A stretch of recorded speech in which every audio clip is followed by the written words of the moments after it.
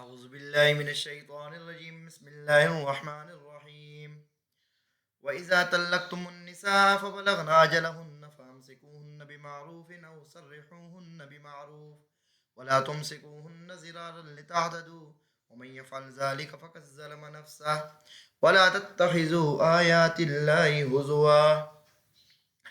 طلاق کے مسائل بیان ہو رہے ہیں اور طلاق کے متعلقات عدت اور عدت کے درمیان میاں بیوی کا جو آپس میں سلوک ہے اور عدت گزر جانے کے بعد کیسے طریقے سے اس کو رخصت کرے اس کا تفصیل سے بیان ہو رہا ہے. وَإِذَا طَلَّقْتُمُ النِّسَاءَ فَبَلَغْنَ أَجَلَهُنَّ، اور جب تم طلاق دے دو اپنی بیویوں کو، فَبَلَغْنَ أَجَلَهُنَّ، پس وہ جب پہنچ جائیں اپنی عدت کے نیٹے کو، یعنی یہ ہے کہ عدت ابھی ختم نہیں ہوئی ہے، اب اس کو سمجھ آ رہا ہے کہ اب اس کی عدت ختم ہونے کے قریب ہے، ابھی تک ختم نہیں ہوئی. فَأَمْسِكُوهُنَّ بِمَعْرُوفٍ، پس تم ان کو روک لو، بمعروف، دستور اور صحیح طریقے کے مطابق. اگر تم روکنا چاہتے ہو اور شرعی اصولوں کے مطابق اس کو رکھنا چاہتے ہو بیوی بنا کر، پاکیزہ نیت اور حسن معاشرت کی نیت کے ساتھ جب تم اس کو واپس لانا چاہتے ہو تو جی بسم اللہ اس کو کیا کرو، روک لو. او سرحوہن بمعروف، یا اگر تمہارا اب ان کے ساتھ رہنا ممکن نہیں ہے تو ان کو کیا ہے، اچھے طریقے سے ان کو کیا کرو، رخصت دے دو، ان کو رخصت کر دو، ان کو کوئی ایسا طریقہ نہ کرو کہ جس کی وجہ سے ان کو تکلیف ہو.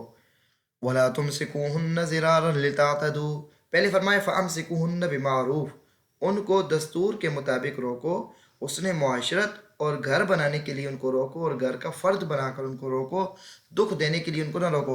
پھر اس کی تاکیداً پھر دوبارہ فرمائے وَلَا تُمْسِكُوهُنَّ زِرَارًا، نہ مت روکو ان کو تکلیف دینے کے لیے، لِتَعْتَدُوا، تاکہ تم ان پر زیادتی کرو، ان کو پریشان کرو، ان کو گھر میں لا کر ان کو تنگی ان کے اوپر کرو، اس لیے نہیں روکنا. وَمَن يَفْعَلْ ذَلِكَ فَقَدْ ظَلَمَ نَفْسَهُ، جو بھی کرے گا نہ اس طرح تو اس نے اپنی جان پر ظلم کیا، کیونکہ ایک نہ ایک دن تو اللہ کے سامنے اس نے پیش ہونا ہے اور ان چیزوں کو اس نے حساب دینا ہے. وَلَا تَتَّخِذُوا آيَاتِ اللَّهِ هُزُوًا، اور اللہ تعالیٰ کی آیات کو ٹھٹھا اور مذاق نہ بناؤ. ٹھٹھا اور مذاق بنانے کا مطلب ہے کہ جس پر چاہ عمل کر لیا اور جس کو چاہا چھوڑ دیا، تو ایسی بات نہیں. اللہ تعالیٰ کا جو حکم ہے رکھنا ہے تو دستور کے مطابق گھر بنانے کے لیے ان کو رکھو، گھر کا تمہارے فرد ہے، تمہارے بچوں کی مائیں ہیں. اور اگر چھوڑنا ہے تو دو ٹوک چھوڑ دو، درمیان میں تمہاری نیت اندر سے کھوٹی نہیں ہونی چاہیے. وَاذْكُرُوا نِعْمَتَ اللَّهِ عَلَيْكُمْ وَمَا أَنزَلَ عَلَيْكُم مِّنَ الْكِتَابِ وَالْحِكْمَةِ يَعِظُكُم بِهِ، اللہ کی آیات کو مذاق نہ بناؤ بلکہ وَاذْكُرُوا نعمت اللہ علیکم، یاد کرو اللہ تعالیٰ کے احسانات کو جو اس سے تم پر کیے ہیں. تمہارے اوپر سے اس کے کتنے احسانات ہیں. تمہارے والدین کا ایک گھر تھا، تمہارے ماں باپ تھے، ایک گھر کے اندر تم پلے بڑے ہو، ایک نظام تھا، تو تمہارے سارے بہن بھائیوں کو کیا ہے، اپنے اپنے گھر بنے. اب تم نے آگے اپنے بچوں کا گھر اچھے طریقے سے بناؤ گے تو آگے جا کر دنیا کا نظام چلے گا. تو اللہ کی نعمتوں کو یاد کرو، اللہ نے تمہارے اوپر کتنی نعمتیں کی ہیں، تمہارے گھر کے اندر تمہاری کتنی نعمتیں اللہ تعالیٰ نے تمہارے اوپر نازل کی ہیں. تو تم بھی ایسی کیا ہے، آگے احسان کے معاملات کرو. وَمَا أَنزَلَ عَلَيْكُم مِّنَ الْكِتَابِ وَالْحِكْمَةِ يَعِظُكُم بِهِ، اور اس نے تم پر جو کتاب اور حکمت کی باتیں اتاری ہیں اس کو یاد کرو. اللہ کے احسانات کو یاد کرو، اور یہ احسان دیکھو کہ اللہ تعالیٰ نے کتاب اتاری ہے اور حکمت کی باتیں جو اتاری ہیں اس کو یاد کرو. کتاب اور حکمت، کچھ مفسرین کرام فرماتے ہیں کہ کتاب اور حکمت سے مراد ایک ہی ہے، یعنی قرآن مجید ہے. جیسے تفسیر الروح المعانی کے اندر آتا ہے والمراد بہما القرآن الجامع للعنوانین اب القرآن والسنہ. کچھ علماء کرام فرماتے ہیں کہ قرآن مجید ہی اس سے مراد ہے دونوں سے، تو عطف تفسیری ہو جائے گا، یعنی حکمت کی جو باتیں ہیں جس کے اندر کتاب بھی ہے اور حکمت کی باتیں بھی موجود ہیں. یا پہلے سے کتاب سے مراد قرآن مجید ہے اور دوسرے سے مراد کیا ہے، سنت ہے. اس طرح تفسیر قرطبی کے اندر ہے والحکمت ہی السنت المبنیۃ علی لسان رسول اللہ صلی اللہ علیہ وسلم، حکمت سے مراد سنت ہے کہ جس کی بنیاد نبی پاک صلی اللہ علیہ وسلم کی زبان مبارک پر ہے، اور جو اللہ تعالیٰ کی مراد جو واضح نہیں ہے اس کے بارے میں کیا ہے، واضح اس بات کو کیا کر رہی ہے، سنت اور حکمت اس کو کیا کرتی ہے، بیان کرتی ہے. یعنی قرآن مقدس کے اندر جو احکامات بہت باریکیوں والے ہیں، سنت سے ان کو کیا ہے، سمجھا جا سکتا ہے. یعظکم بھی، اس کے ذریعے اللہ کریم تمہیں نصیحت فرماتے ہیں. واتقوا اللہ، اللہ سے ڈرتے رہو. وَاعْلَمُوا، جان لو کہ ان اللہ بکل شیء علیم، ہر چیز کو بے شک اللہ تعالیٰ کی ذات ہر چیز کو جاننے والی ہے.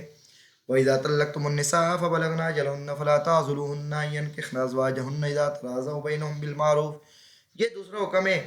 پہلی بات تھی کہ عدت ختم ہونے کے قریب ہے تو روک سکتے ہو۔ اب یہ کہ عدت اگر ختم ہو گئی تو اب اگر عورت اپنی مرضی سے کسی خاوند سے نکاح کرنا چاہتی ہے جو آپس میں دستور کے مطابق اسلامی اصولوں کے مطابق رہ سکتے ہیں تو اب تمہارا حق نہیں بنتا ہے جس نے طلاق دی ہے کہ تم اس کو روکو۔ اگر تم نے روکا تو تم نے شریعت کے احکام کا کیا ہے مذاق اڑایا تو اس پر تمہیں سزا ملے گی۔ وَإِذَا طَلَّقْتُمُ النِّسَاءَ فَبَلَغْنَ أَجَلَهُنَّ، جب تم طلاق دے دو اپنی عورتوں کو، جب تم بیویوں کو طلاق دے دو، فَبَلَغْنَ أَجَلَهُنَّ، پس وہ پہنچ جائے اپنی عدت کو، فَلَا تَعْضُلُوهُنَّ، تو ان کو نہ روکو، أَن يَنكِحْنَ أَزْوَاجَهُنَّ، کہ وہ اپنے خاوندوں سے نکاح کر لیں، ان کو اپنے خاوندوں سے نکاح کرنے سے نہ روکو۔ اذا تراضوا بینہم بالمعروف، جب وہ آپس میں شریعت کے اصولوں کے مطابق رضامند ہوں۔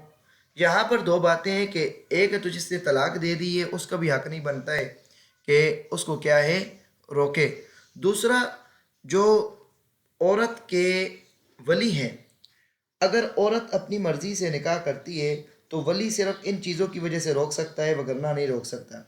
پہلی بات یہ ہے کہ اگر عورت غیر کف کا شوہر منتخب کرتی ہے کہ جو اس کا برادری کا اس کے برابری کا نہیں ہے تو بھی کیا کر سکتے ہیں، خاندان والے اعتراض کر سکتے ہیں۔ اور اسی طرح جو اس کی خاندان کی عورتوں کا مہر ہے اس سے مہر کم رکھے گی تب بھی اعتراض ہوگا۔ اگر ایسا نہیں ہے کہ عورت ہے وہ نکاح کے لیے خاوند کو پسند کرتی ہے اور مہر بھی اس کو وہ اچھے طریقے سے دیتا ہے اور وہ اس کے خاندان والوں کے برابر ہے ہر لحاظ سے۔ آج کل تو علماء کرام فرماتے ہیں کہ تعلیم اور اسی طرح پیسہ وغیرہ بھی، مالدار ہونا بھی، یہ بھی کفر کے اندر شامل ہے، کیونکہ اگر وہ اپنے والدین کے گھر میں خوشحال ہے تو خامد وہ اپنے لیے ایسا تلاش کرتی ہے کہ جس کی زندگی تنگ دستی میں ہے تو اس سے بھی اس کو کیا کر سکتے ہیں، خاندان والے روک سکتے ہیں۔ بالمعروف یہاں پر بھی آگے جو اذا تراضوا بینہم بالمعروف، جب وہ آپس میں رضامند ہوں گے دستور کے مطابق، شرعی دستور کے مطابق جب آپس میں وہ رضامند ہوں گے تو ان کو نہیں روک سکتے۔ تو کیا شرائط ہیں؟ پہلی بات ہے کہ مہر مثل کیا ہو، جتنا اس کی خاندان کی عورتوں کا مہر ہے اتنا مہر ہو۔ دوسرا، کف کے اندر اس نے شادی کرنی ہے، اگر کف میں نہیں شادی کرے گی تو اس کے اولیاء کو کیا ہوگا، اعتراض کرنے کا حق حاصل ہوگا۔ ذالک یوعظ بہ من کان منکم یؤمن باللہ والیوم الآخر، اس کے ساتھ نصیحت کیا جاتا ہے وہ کہ جو تم میں سے اللہ کے ساتھ ایمان رکھتا ہے اور قیامت کے دن پر ایمان رکھتا ہے، جس کا یہ عقیدہ ہے کہ وہ اس کو پالنے والا اور اس کا پیدا کرنے والا اللہ ہے اور قیامت کے دن پر ایمان رکھتا ہے کہ اس نے اللہ کے سامنے حساب دینا ہے۔ ان باتوں کے ساتھ اس کو نصیحت کی جاتی ہے۔ جو ان دو باتوں کو نہیں مانتا ہے تو وہ اپنی مرضی کے مطابق فیصلے کرے، پھر کل قیامت میں اللہ کے سامنے اس کو جواب دینا ہوگا۔ ذالک ازکیٰ لکم واطہر، یہ احکام تمہیں اس لیے سکھائے جاتے ہیں کہ تمہارے لیے کیا ہے، یہ بہت زیادہ پاکیزگی اور ستھرائی کا ذریعہ ہے کہ جب تمہارے معاملات صاف ہوں گے، تمہارے ہاتھ کسی کے خون سے، اس طرح تمہارے ہاتھ کسی کے کیا ہے ظلم سے آلودہ نہیں ہوں گے تو تمہاری زندگی کیا ہوگی، پاکیزہ ہوگی، اور جتنے تمہارے اعمال پاکیزہ ہوں گے اتنی تمہاری روح پاکیزہ ہوگی۔ واللہ یعلم وانتم لا تعلمون، اور اللہ کی ذات خوب جانتی ہے تم نہیں جانتے ہو۔